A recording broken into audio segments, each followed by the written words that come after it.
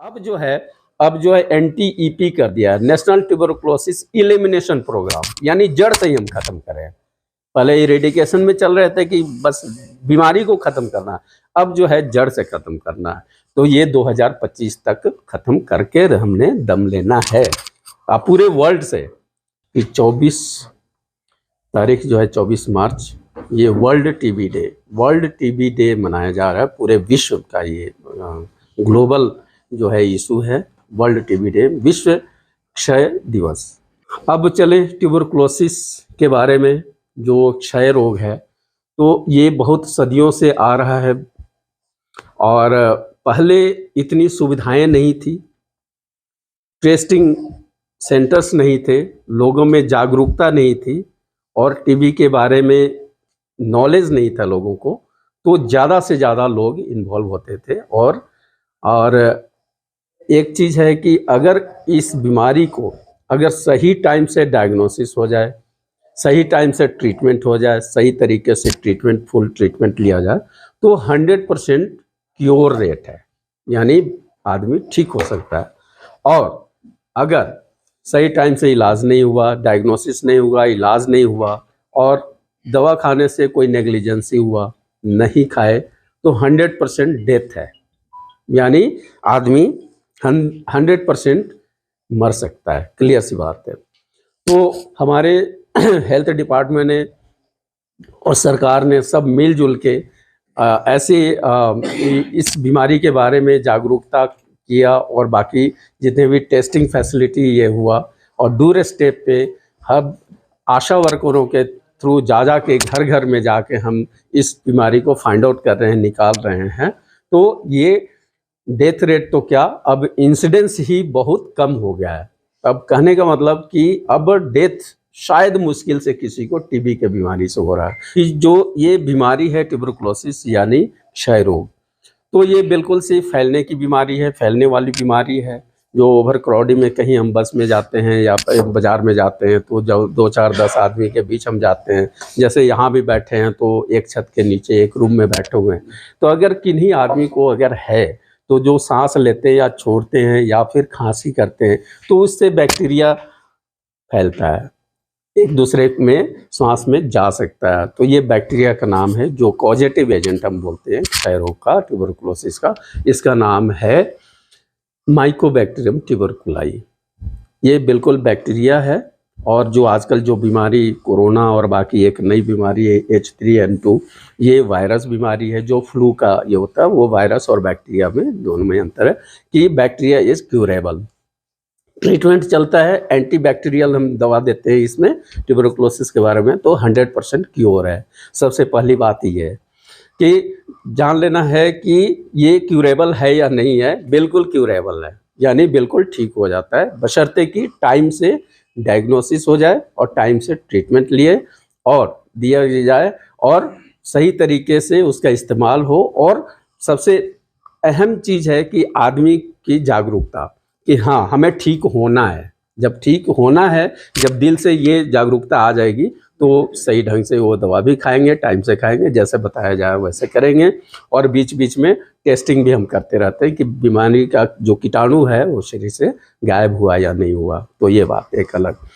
अब आते हैं कि लक्षण क्या है। ठीक है, ये 2 तरह के होते हैं, एक एक्स्ट्रा पल्मोनरी और एक पल्मोनरी। पल्मोनरी कहने का मतलब कि सीधा श्वास से रिलेटेड, जो कि फेफड़े में जाती है वो बीमारी। तो ये जो कीटाणु अगर फेफड़े में लॉज किया, फेफड़े की बीमारी है, तो उसको हम पल्मोनरी कहते हैं। और ये बीमारी दूसरे फेफड़ा को छोड़कर कहीं और अंग में हो रहा है, जैसे गट में हो सकता है, यानी एलिमेंट्री कैनाल, जो आंत में हो सकता है, बोन्स में हो जाता है, और स्किन में भी होता है, और दांत में भी होता है ना, हार्ट में होगा, लीवर में होगा। जो फेफड़े को छोड़कर कहीं और जगह ये बीमारी फाइंड आउट हुआ तो समझिए कि उसको हम बोलते हैं एक्स्ट्रा पल्मोनरी। यानी 2 कैटेगरी में बीमारी वही है, कॉजेटिव एजेंट यानी कीटाणु वही है, माइकोबैक्टीरियम ट्यूबरकुलाई, तरीका भी वही है फैलने का। ऐसा नहीं है कि कट लग गया, ब्लीडिंग कहीं हो रहा है तो फिर जैसे टेटनस में होता है कि टेटनस का इंजेक्शन लगा दो, तो कॉमनली चीज़ है। तो ये टेटनस वो भी बैक्टीरियल है, लेकिन वो अलग बीमारी है, उसका मैं जिक्र अभी नहीं करूँगा, इसलिए कि ये हम क्षय रोग के बारे में, माइकोबैक्टीरियम ट्यूबरकुलाई के बारे में बोल रहा हूँ। तो ये सांस लेने से और जो हमारी जो ओपन जो ऑरिफिसेस हैं यानी छेद हैं, जैसे नाक हुआ, मुंह हुआ, कान हुआ, आँख हुआ, है ना, तो इधर से प्रवेश करेगा, हमें पता नहीं होता है कि कौन सा कीटाणु, चूँकि दिखता तो है नहीं, ये कोई खांसी कर रहा है, कोई सांस ले रहा है, तो उससे कीटाणु फैलने की इन्फेक्शस डिजीज है, ये एक दूसरे से फैलने वाली है। अगर एक आदमी को परिवार में हुआ तो जो क्लोज कांटेक्ट में होंगे तो दूसरे मेंबर भी इससे इफेक्ट हो सकते हैं। अब चलते हैं कि लक्षण क्या क्या है, हम कैसे पहचानेंगे भाई कि ये ट्यूबरकुलोसिस हो सकता है, हुआ नहीं है, हो सकता है। सबसे पहली बात है कि ये किसी भी उम्र में हो सकता है, किसी आदमी को भी हो सकता है। यह न कास्ट, न रिलीजन और न ही ये जेंडर, ये नहीं देखा कि लड़का है कि लड़की है, औरत है कि मर्द है। ये कितना हो सोफिस्टिकेटेड यानी जितना भी लाइफ स्टाइल आप स्टैंडर्ड बढ़ा लीजिए, लेकिन कहीं ना कहीं आप सांस तो ले ही रहे हैं। मार्केट में तो जा रहे हैं आप, है ना, तो मार्केट में तो जा रहे हैं और बाकी कहीं भी इन्फेक्शन आ सकता है ना, तो ये हमें नहीं पता होता है। कभी मॉल में जाते हैं, शिमला जाते हैं, लोअर बाजार में जाते हैं, मॉल पे घूमते हैं, तो आसपास पड़ोस में क्रॉस तो करते हैं, अगर किसी को होगा तो वहाँ से इन्फेक्शन आ सकता है। लक्षण क्या क्या है? लक्षण इसमें मेनली होता है कि लो ग्रेड फीवर। पहली बात, लो ग्रेड फीवर क्या हुआ कि मध्यम सा बुखार आता है, और इसका टाइमिंग भी मैं बता दूं तो 4 बजे शाम से लेकर 10 बजे रात के बीच लो ग्रेड फीवर होता है। ऐसे ही 99 डिग्री, 100 डिग्री, 98.6 डिग्री तो नॉर्मल टेम्परेचर ही होता है बॉडी का, तो ये लो ग्रेड फीवर में आता है। इसमें कभी भी हाई फीवर नहीं होता है, ठीक है। अगर हाई फीवर होगा, हाई फीवर करने का मतलब 102, 103, 104 अगर हुआ तो समझिए कि दूसरी बीमारी हो सकता है, मगर इसमें लो ग्रेड फीवर होता है, पहली बात।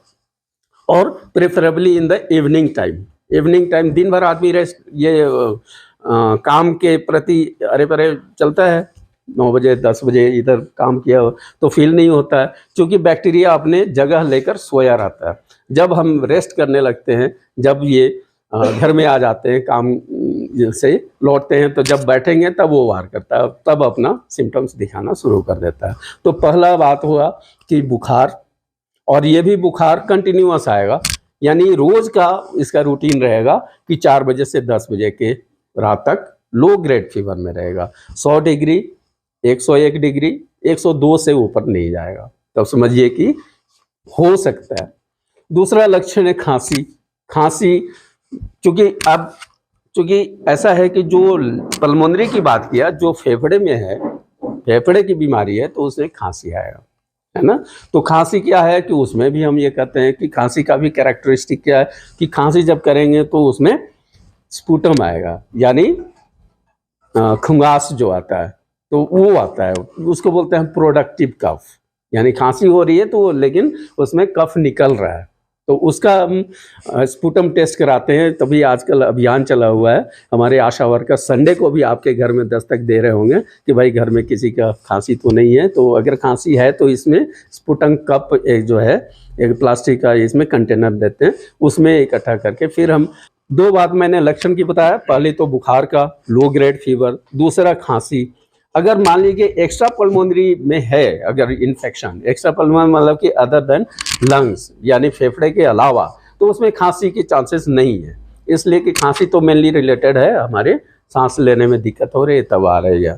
तो और तीसरा है कि जो गिल्टियाँ जगह जगह जो है ना, गर्दन में गिल्टी हो जाती है, ये जो कांख है ना, ये कांख बोलते हैं ना, क्या बोलते हैं, आर्म्स, लोअर आर्म्स में गिल्टियाँ होगी, यहाँ इंग्वाइनल रीजन में जहाँ जहाँ गिल्टियाँ होगी, तो यहाँ सुपरा क्लेविकुलर जहाँ गिल्टी होती है ना, तो वो भी चांसेस होता है कि गिल्टी होने का, गिल्टी है हम सबको है, लेकिन नॉर्मल साइज में है, जो कि उसका काम अलग है ना, इन्फेक्शन से बचाने का, फाइट करने का वो गिल्टी है ना, लिम्फोसाइट। तो जो लिम्फ नोड्स है वो इकट्ठा मोटा हो जाता है, इस मीन्स कि वहाँ से टेस्ट करते हैं कि एक नीडल डाल के एफएनएससी करते हैं, तो वहाँ से डिटेक्ट करते हैं, फिर टेस्ट करते हैं, तो वो bulk of bacteria, full of bacteria होगा।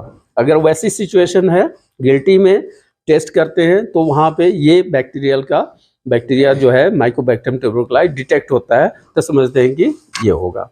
तो गिल्टी भी होना तीसरा लक्षण हो गया कहीं भी शरीर में गिल्टी अननेसेसरी। आप लोग फील करते हैं गिल्टियाँ सब जगह है, अभी भी है, सब आदमी को है, लेकिन जो बढ़ जाएगा उसमें स्वेलिंग हो जाएगा और टेंडर होगा, यानी छूने से भी दर्द होगा, तब समझिए कि समथिंग इज रॉन्ग, कुछ गलत है। तो उसका टेस्ट करने पर ये आ सकता है। चौथी बात ये है कि अब नाइट स्वेटिंग, रात में पसीने आना, है ना, अननेसेसरी। आप रोज सोते हैं कोई बात नहीं है, जब ये बीमारी अपने अब धीरे धीरे चरम सीमा पर आने लगेगा तो ये सब सिम्टम्स जो है लक्षण प्रोड्यूस करना शुरू करेगा। तो पसीने, अननेसेसरी पसीने, नाइट स्वेटिंग, यानी रात में पसीना आ रहा है। मेरे पास आते हैं हॉस्पिटल में पेशेंट कई आते हैं कि सर पहले तो नहीं आता, लेकिन आजकल के डेट में पसीना कुछ ज़्यादा आ रहा है। आपको धीरे धीरे खाने का लॉस ऑफ एपेटाइट होगा, ये सिम्टम्स हैं, यानी खाने का टेस्ट जो है वो धीरे धीरे लॉस होगा। खाना खा रहे हैं लेकिन दिल नहीं कर रहा कि यार टेस्ट ही नहीं आ रहा है इसमें, है ना, लॉस ऑफ एपेटाइट, भूख नहीं लग रही है टेस्ट नहीं होने की वजह से। और आपका लॉस ऑफ एपेटाइट मतलब कि भूख नहीं लगेगी, इसमें धीरे धीरे भूख नहीं लगने से अपने आप में एक बीमारी है। भूख नहीं लगेगी, खाना नहीं खाएंगे, खाना प्रॉपर डाइट नहीं लगे तो वीकनेस होगा, वेट लॉस होगा। वेट लॉस मतलब कि शरीर में 1 महीने में 2 से 1 किलो से लेकर 5 किलो तक वजन आपकी कम हो सकता है, तो ये भी एक लक्षण है, ये ट्यूबरकुलोसिस का। तो ये सब खास खास लक्षण है, बाकी तो और भी लक्षण है, लिथार्जिक होगा, हेडेक होगा, और बाकी थोड़े से टायर्डनेस, इजी टायर्डनेस करने का मतलब कि 10 कदम चले कि आपको थकावट जैसे होगा, ये सब बॉडी एक होगा। क्योंकि अब धीरे धीरे वो कीटाणु जो है पूरे शरीर में फैल रहा है, तो फैल रहा है तो कहीं ना कहीं अपना जो है लक्षण प्रोड्यूस कर रहा है अपने स्टेज पे। थोड़ा है तो माइल्ड है, अगर थोड़ा सा ज़्यादा हो गया तो मॉडरेट हो गया, सीवियर हो गया तो आपको बेड पर लेटा देगा। कि बुखार भी है, खांसी भी है, आपका गिल्टियाँ भी है, और साथ में भूख भी नहीं लग रही है। भूख नहीं लग रही तो अपने आप में खाना नहीं खाएंगे तो कमजोरी होगी, कमजोरी होगी तो वेट लॉस होगा, एक दूसरे से रिलेटेड। तो ये मेन सिम्टम्स है। बाकी तो हेडेक और बॉडी एक, नोजिया, वॉमिटिंग, अगर ज़बरदस्ती खा भी लिए तो वो वॉमिट हो जाएगा। तो ये सब सिम्टम्स एंड साइंस है, तो ये हमें कृपया ध्यान रखना होगा। डायग्नोसिस कैसे हम करेंगे, बस ये लक्षण है तो हमारी आशा वर्कर घर द्वार पे जाती हैं, और साथ में थोड़ा सा अगर कहीं कन्फ्यूजन होता है तो हम चेस्ट एक्सरे भी कराते हैं। चेस्ट एक्सरे अगर पल्मोनरी है, पल्मोनरी यानी लंग्स की में ये इन्फेक्शन है तो एक्सरे में दिख जाता है। पहले आप लोग सुने होंगे, जो हमारे पहले के लोग हैं, कि 1.5 साल तक चलती थी दवाइयाँ और रोज इंजेक्शन लगते थे। 2 महीने तक तो 60 तो इंजेक्शन लगते थे और 1.5 साल तक दवाइयाँ खानी होती थी। अब हमारे साइंस ने इतना डेवलप कर दिया कि कॉन्साइज करके 6 महीने की दवाइयाँ कर दिया है, सिर्फ खाने की, है ना। खाने वाली 6 महीने में 2 भाग करते हैं, 2 महीना और 4 महीना। तो जो स्टार्टिंग का जो उसको बोलते हैं इंटेंसिव फेज, तो इंटेंसिव फेज 2 महीने का जो दवाइयाँ, उसमें 4 तरह की दवा हम देते हैं, 2 महीना तक खाने पड़ेंगे। क्या क्या है, रिफेम्पिसिन है, पैराजिनामाइड है, और इथैम्ब्यूटॉल है, और एक आइसोनियाजाइड है। ये 4 तरह की दवाइयाँ जो है हम स्टार्टिंग के 2 महीना में देते हैं। 2 महीना तक अगर कोई खा लिया तो समझिए कि वो बीमारी जो है 99% वो शरीर से खत्म हो गया, 99% 2 महीना के स्टार्टिंग का। और जो अगला जो 4 महीना है मात्र 2 दवा देते हैं, ठीक है जी, रिफेम्पिसिन और आइसोनियाजाइड। तो वो जो है आगे चलती है तो 2 वो 4 महीना तक, उसको बोलते हैं कंटिन्यूएशन फेज। जब तो 2 महीना की दवाइयाँ खत्म हो गई तो फिर हम 1 हफ्ता पहले टेस्ट करा लेते हैं कि भाई अब कितनी रही। पहले 2+ 3+ था, ज़्यादा था, तो अब जो है बीमारी कितनी रह गई, तो वो आइडेंटिफाई करते हैं, लेकिन कंटिन्यूअस करते हैं। अगर ना भी प्लस हो यानी बीमारी नहीं भी है, फिर भी हम 4 महीना तक उनको 2 दवा खिलाएंगे। तो कितना आसान हो गया है, 6 महीना टोटल, उसमें भी 2 महीना तक 4 दवाइयाँ, और अगले तीसरे महीने से 6ठे महीने तक 4 महीने तक हुआ वो सिर्फ 2 दवा खानी है, लेकिन खानी पड़ेगी, तभी 100% क्योर। जब एट द एंड खत्म होने वाला है तो 1 हफ्ता या 10 दिन पहले फिर हम टेस्ट करा लेते हैं, 6 महीने पहले, कि अब कितनी ये कीटाणु रहा कि नहीं रहा। अगर तो रहा, फिर भी कई ऐसा केस हैं, किसी का 0 आ गया, नहीं आएगा तो खत्म, यानी बस वो क्लोज, चैप्टर ही क्लोज, कि ठीक है, यू आर फिट, है ना, you are free from this type of bacteria, यानी खत्म हो गया। कि फाइनली हम रिपोर्ट करते हैं क्योर्ड, यानी क्योर हो गया है, अब कोई डर नहीं है। अच्छा, दूसरी बात कि अब जो है कि अगर किसी को पॉजिटिव फिर भी आ गया 6 महीने के बाद भी, तो फिर 1 महीने के लिए फिर हम दवा शुरू करते हैं, है ना, एडिशनल।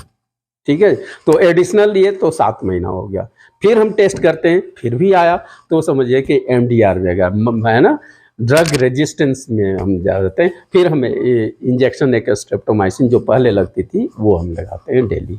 ठीक है जी, तो ये सब ट्रीटमेंट का पार्ट है। तो सबसे पहले हमने फोकस ये चीज करना है कि ऐसी नौबत ही ना आए। एक कहावत है ना कि prevention is better than cure, है ना। तो इन चीजों को जो लक्षण है और बाकी ऐसे जो है कि पहले ही हम डिटेक्ट कर दें, जब भी स्टार्टिंग में लक्षण आए या ना आए तो उससे पहले ही हम जागरूक हैं। यही तो हम बता रहे हैं कि जागरूकता मेन, तो नॉलेज।